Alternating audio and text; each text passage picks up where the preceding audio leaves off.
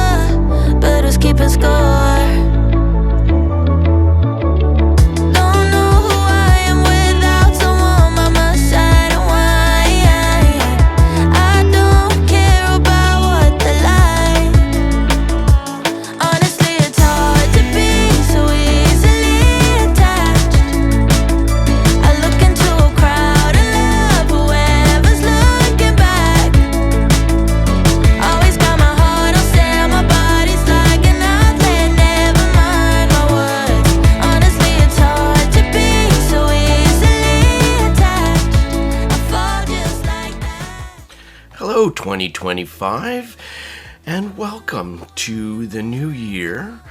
I've got something for you. Boy, do I ever. Dita Audio Mecha. Thank you, Dita Audio, for sending this one over my way. These guys know that I'm a huge single dynamic fan, and I'm a Dita Audio fan. Biased? Yep, absolutely. But as monk style, let's get into this. Comes in this neon green package. Inside comes with the stuff that you'd expect to get. Before we get there, talking about this single dynamic driver, inside of this packaging, I love themed things, and I love when companies follow through on the theme, and Dita Audio has done a spectacular job through and through with this release. Besides the absolutely awesome sticker pack that you get with this, I know I'm being cheese, but I don't care, because this IM is really, well, we'll dive into it. It's really a fun release. Also, you get this pamphlet, which goes into some really cool stuff, and I'd like to share just a little bit. On one side is this killer poster. On the other side is some information, and I'm going to read it to you because I think this is important for the whole review. The Mecha is a mini return to Dita's hallmarks. If you're not familiar, Dita they love single dynamics as well. The last release, which was Project M, which I was a massive fan of, was a hybrid with a BA in the nozzle as well. And now this one's back to single dynamics, which they absolutely love. This one they call an ever versatile single dynamic driver seated in a lovingly engineered, uniquely styled titanium shell. It is meant as a tangible presentation of Dita's strengths in mechanical design, industrial design, engineering, and product presentation. This release features a single 10mm lithium magnesium dynamic driver with dual magnets for increased dynamic range, as well as a case crafted out of a single solid titanium billet with satin finish and ergonomic shape designed to sit sturdily and balanced in the ear to the listener. The resulting sound is atmospheric and musical with airy highs and a tinge of warmth, making it a versatile listen for vocals and instrumental pieces alike. Now, if you've ever watched any of my videos, I like reading the marketing speak, and I like calling out bullshit and stuff that is accurate, and that is about as bang on as you could describe. I could finish up the review just reading that. You've got a good sense of how this thing sounds, but I ended up taking 8 pages of notes, so bear with me.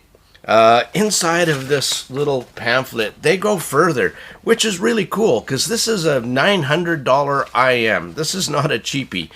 They go on to about talking about how they get there, about the titanium shell, the sizing, the rough cuts, the cutting bits, the machining. They go into a little bit more of the plug, and I'm done with that part of this review. I've got pictures. I'm going to try and find a picture of the dynamic driver as well. But these, if you're not familiar with Project M, they had a bit different shell shape. But man, oh man, for the average person, they fit so incredibly well. Mine are, after tip rolling, ended up with the Divinis wide bore. And these shells are exactly as they described. It's a satin finish, pure titanium shell, but the machining is stunning. And the detail, the seam between the top and the bottom is flawless. Like, you really have to look closely to actually see the seam. The vent is right beside the 2-pin. And I'm going to show you some fitment here as well. When they describe the balanced, these have a bit of heft to them. They're titanium shell. my isolation is off the chart. I see my lips moving, but I can't hear myself.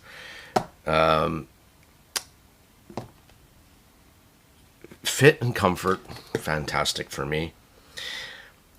This Churo Cable, probably the nicest cable that anything has ever come with that I've ever seen, owned, listened to, or bought. It looks like a single core. They call it the Churo Cable. And when I was on vacation in Mexico, I had a lot of churros, actually, for breakfast and lunch, dinner, snack. They go with beer, by the way. But anyway, I'm off track. It's an absolutely stunning, gorgeous cable. Modular, even. And they include 3.5, 4.4, and USB-C. I mean, you couldn't ask for anything nicer. The ends where they are connected to the Mecha are molded ends. And I will reiterate something that some people say, oh, they should have done some nicer ends. If you're not in the know, that these molded ends, there's a reason companies use them, not to be cheaper. In fact, it's the exact opposite. They're much more expensive to produce these molded ends than it is a metal end with soldering. These are more oxygen free. They last longer. They're more durable. Yes, they're not as pretty as metal ones, but with this cable, I'm very happy to say that this will last a long, long time and be very durable, and you should never ever have an issue with it. So, fit, comfort, everything about this release is screaming, you get your money's worth. There's some people that won't pay more than $100 for a single DD, and I get that. I understand that. And that's okay. But there's other people like me who have bought the Twilight that find absolute wicked value in spending close to $1,000 on a single dynamic. For me, single dynamics do point sources. I mean, that everything, all the sound comes from one point source. So the coherency between all the frequencies, there's nothing better. So this, and I'm hoping I can find a picture of this thing in this review. So this is a 10 millimeter lithium magnesium driver, but what makes it unique is, unlike a lot of IEM dynamic drivers where the cone is, say, maybe 7 millimeters, this is 9 millimeters big this way, and the surround is very narrow. So you get a very large dome to produce the high frequencies. And later on in this review, I have my theory about why this thing sounds so good and sounds the way exactly it does. A couple things that Dita Audio has done, if they've mounted this driver very, very close to the nozzle bore. And that leaves the rest of the shell internals for internal dampening and tuning. And yeah, that works. And as we get into sound, I'll explain that. And I'll pull up a graph, because it doesn't quite sound like a graph, so that's for sure. This is one of these IEMs tuned for pure fun.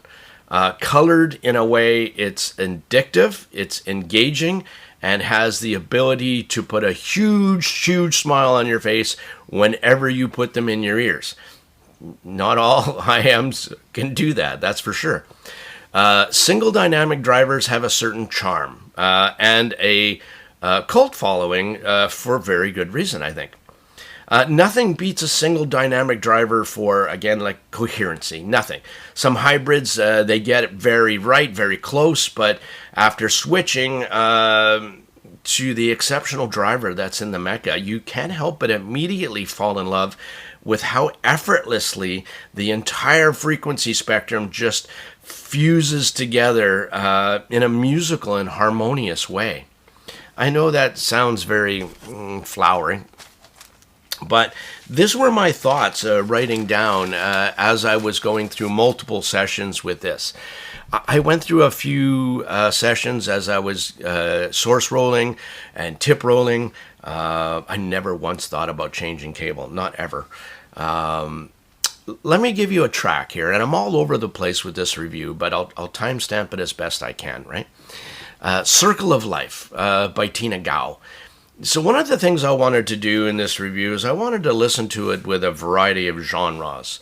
And to see how the Mecha can do different, again, I think a testament to how good an IM is overall is how good can it play a variety of music.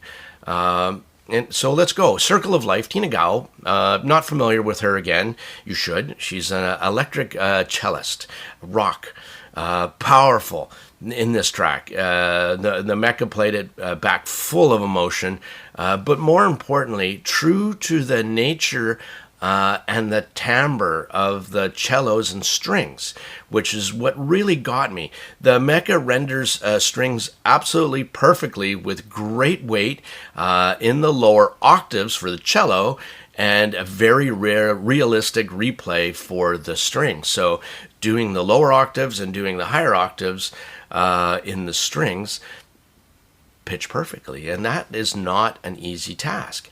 Nothing gives away bad instrument timbre like trumpets.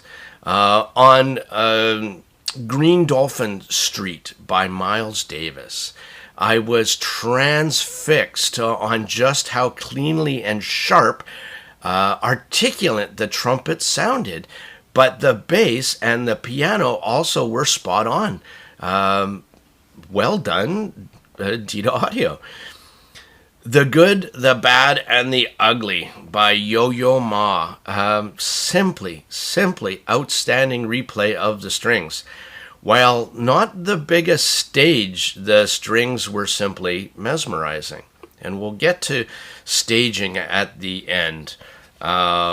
Sources. Now, this is an important side note here. I'm skipping a little bit here because one of the things that I came across in my journey with the Dita Mecha was how did it respond to different sources, right? So, and I'm very fortunate to have a bunch of things to play with. The A&K, Astral and Kern Con Max, very resolving, very neutral, uncolored source. The mids are not forward. In fact, I find them tend to be a little bit reserved. And the overall performance right out of the DAP was very, very good. And then I played it with the Cayenne N3 Ultra. It has a tube, but on the amplifier side, it's very analytical and clean, and the tube just adds a little bit of kind of lower oomph that I kind of like, a little bit of thickness in there. I would not call it warm. And it was very, very good. And then because I think in that case, it was a perfect mix of musical with the tube mode and articulate with that very clean and resolving amplifier. And then I switched over to my absolutely go-to DC Elite from my basso. It's highly resolving. It's amazing in the stage and the way it can produce stage. It uses a very unique ROM DAC chip, and it has a unique naturalness that makes the Mecha sing. It squeezes the best out of it with a very nice timbre of instruments and a replay and a detailed that was fluid and effortless in how it played back music. And it got better from there.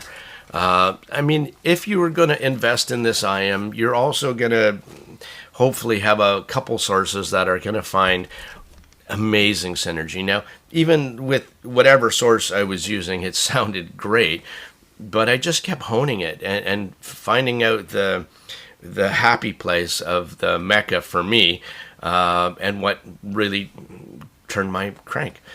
What sounds off sometimes for me was female vocals. With the stock tuning, they are just a bit too energetic on some sources. Slightly too much pushed forward. Some people love this tuning as it makes it pop out in front of the mix. Now, I started playing around with PEQs. I started playing around with nozzle filters, and this was my findings. And if you find that this one is a little bit too energetic in the upper mids, 2 suggestions would either be add a tantrum oxygen filter. It's about equivalent of a 500 level mesh nozzle filter. And it just knocks down that 2500 hertz and 4500 hertz bump just a little bit. And then I did a slight EQ and bumped the treble up a bit to add around 6K. And found the tonality of the vocals became a little bit more natural sounding, but loses some of the fun factor. In the end, I kept it as stock and went on the right source for me and tips. It was easy enough to sculpt the sound signature, enough to enjoy the Mecha, not just enjoy the Mecha, but be transfixed in its replay with all music. So that was my kind of journey and observations in the tuning. And it's a bit different, and I realize I play that. If again, here's the graph, okay, and you can see that the upper mids have more energy, and typically more energy than I like. And typically, what happens with that is it does push vocals forward, upper mids forward, and sometimes it can get shouty, sometimes it can get in your face, and the Mecha never ever came across that way with any source. So that was unique, and I have a theory, and I'll talk about that at the end. So in the end, I kept it as stock as you can. Sources are paramountly important. The Mecha can be a very resolving IM, and most certainly benefits from a very clean and resolving source. And while I got sick, just getting over the end of this, I ended up throwing it on a burn rack for 100+ hours. So it's, and did it mellow out a bit? I don't think so, so much. Some IMs really do benefit from adding some playtime on it, but after my renewed listening sessions, maybe I just really started enjoying it more and more with now that I found, my perfect synergy of my audio chain. So let's keep going here. So on the right source, the DC Elite, male vocals are now spot on. Female vocals, while slightly elevated, is done very, very well. Minimal bass bleed and fast, deep, punchy bass. Fantastic, right up my alley. Now let's go jazz here. So we talked about some strings. Let's talk about jazz, where you got your piano, your bass, you got your trumpets. If you listen to Jimmy Smith, you got your Hammond organ. Flight of the Cosmic Hippo by Bela Fleck. How did the sound? Well, sharp, bright, crisp highs, deep, punchy lows, and resolving mids. Makes the playback of this track by the Mecha without fault. Life goes on. Ezra Collective. Now with the elevated upper mids, forward vocals are done so very well, even at high volumes. Super clean and exciting. The Mecha is not really a low volume set. Let's put an emphasis on that statement. Yes, some IMs are great at low volumes, but the Mecha really scales up once you put power to it. Very important takeaway on that. It needs power to get going, and once you feed it, once you feed this little beast, you are rewarded with deep, clean bass lines and a nicely extended top end. At volumes, it changes. At low volumes, it changes to a very mid-centric IM. So you're going to get a different feel of this IM if you don't like listening to your IMs at a little bit louder volumes, or you don't have quite enough power, or you're going to get a different opinion of this. And that's super important. Let's talk about female vocals. Damn, I Wish I Was Your Lover. The song. Sophie B. Hawkins. It's a very vocal-centric track. And on this track, it comes across with the energy this track asks for without getting sibilant or shouty. That's why I listen to it. And pulls out all the subtle details, which was the takeaway that I got from this track, that can get missed with lesser IM. So, very well done. Pillar 1 by Andy Akiho and the Sandbox Percussion. Now, without fault, just powerful. Wow. Nuanced, accurate. The Mecha plays back this track with such clean details, it will take your ears and brain for a musical ride. There's that much information going on in a very musical way, I might add. Switching back over to some female vocals, and one track I really love a lot, Last Day of Our Acquaintance by Sinead O'Connor. Female vocals really on this set are mesmerizing. I found I'm a big female vocal listener, and yeah. And I have a theory. And here it is, okay? And I know from my time working at a speaker manufacturer, the woofer builds really do have their own traits and characteristics. For instance, paper organic cones are genuinely slower and need more power to get going, and are more prone to frequency distortion and breakups, making them great for low frequency transducers, because you can hide that distortion in just boom, boom, boom. And it makes great woofers. And I find that true in IM drivers as well. Now, PU, polyurethane drivers, are known for their very lightweight, stiff mass to weight ratios, making them ideal for full range or all-rounders. Great choice. But they don't seem to pull up to the higher registers without significant distortion. So again, here, this would be a great choice for a multi-driver configuration in a hybrid, right?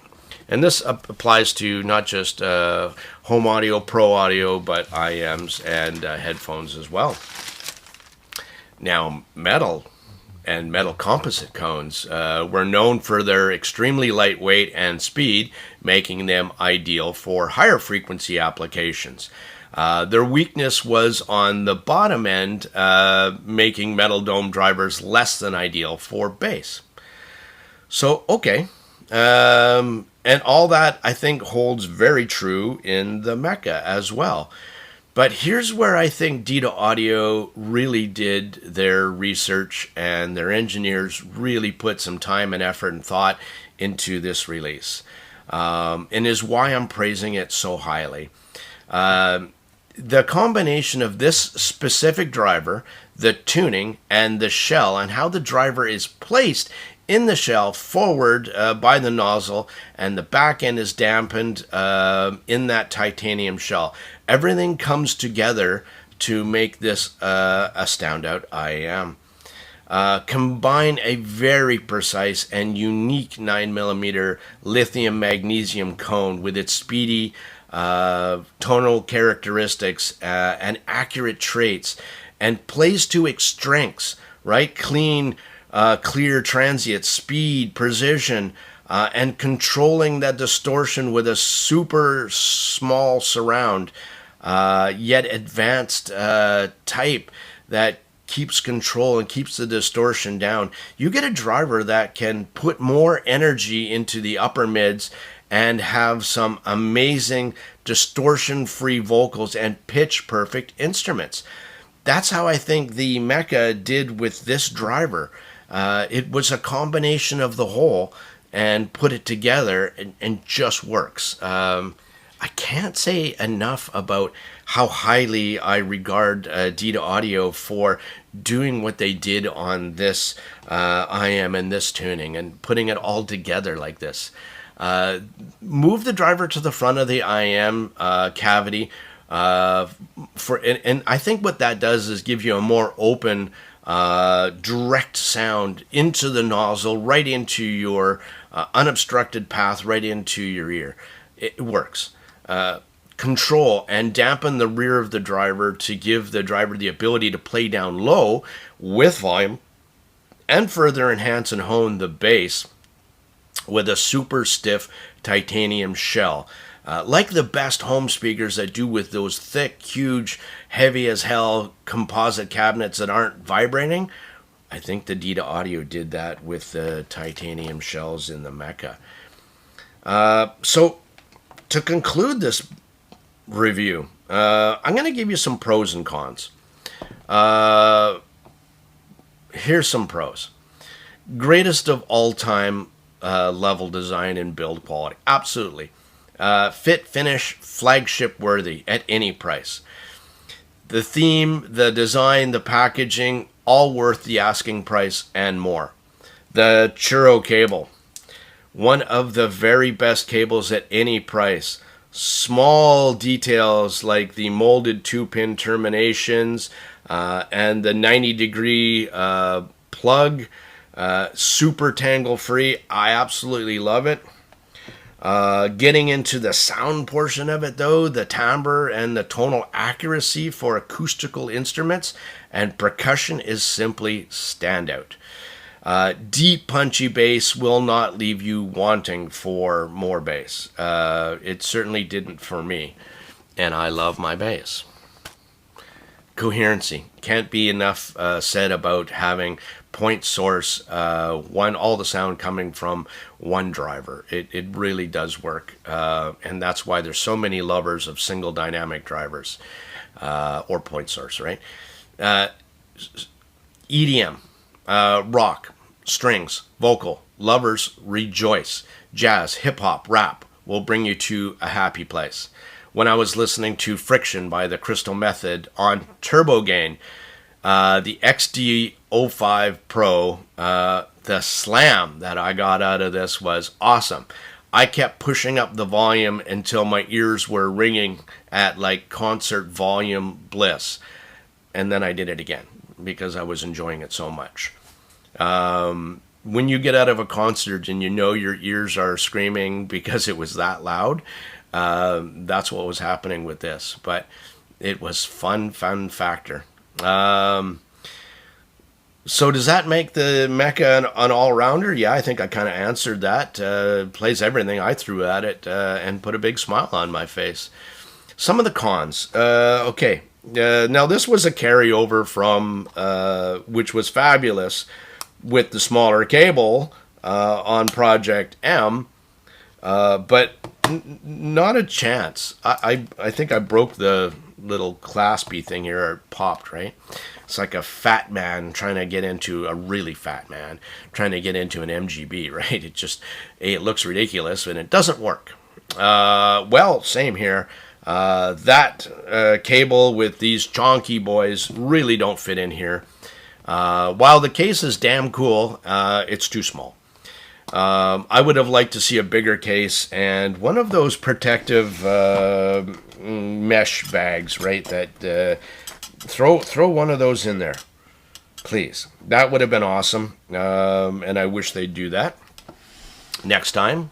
Some feedback to you, Dita. Male vocals, solid state versus tubes, sources I'm talking about again. Male vocals are slightly on the thinner side, not too far off, but on critical listening, it's noticeable for pitch perfect snobs. But on tubes, if you have ability to put this on some kind of tube amplification, you will find that is corrected a lot. Stage for me is just average. Not like the Project M was mind-blowingly 3D holographic. Mind you, the Mecha is not terrible, But I would never say on this set that it had great stage. It has phenomenal width, but the depth and the placement it is okay. It's not standout. It's just average, but it wasn't below average. It's good, but it wasn't standout. Let's put it that way. There's going to be two camps for this IM. One saying it's too much money for a single dynamic, which you get into drivers and how much, and there's others going to say it's simply worth the money. Price will be a factor. The average person in this hobby still thinks paying more than $100 is too much. For me, I think if you can get a tuning and if it can make you happy, every time I picked this up, I didn't find any fault with it. I was just simply enjoying the music. And how much can that be said about everything you've tried? Every listening session, I picked it up. No matter what source I grabbed, I put the Mecha on it, and I was bopping my head. And I was having fun and really enjoying the music. And that's how I'm going to wrap up this review.